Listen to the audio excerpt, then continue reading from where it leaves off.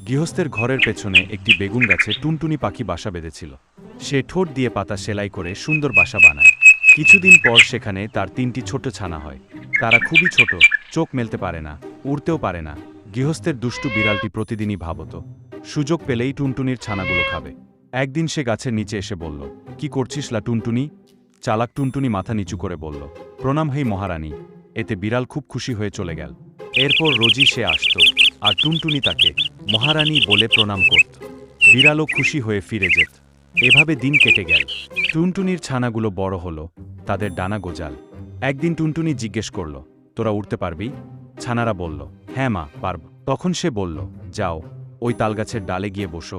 ছানারা উড়ে গিয়ে বসতেই টুনটুনি নিশ্চিন্ত হল। ঠিক তখনই বিড়াল এল। এবার টুনটুনি তাকে লাথি দেখিয়ে বলল, দূর হো, লক্ষ্মীছাড়ি বিড়ালনি, বলে উড়ে পালাল। বিড়াল রেগে গাছে উঠলেও কাউকে ধরতে পারল না। উল্টে বেগুনের কাঁটায় খোঁচা খেয়ে ব্যথা পেয়ে লজ্জায় ঘরে ফিরে গেল।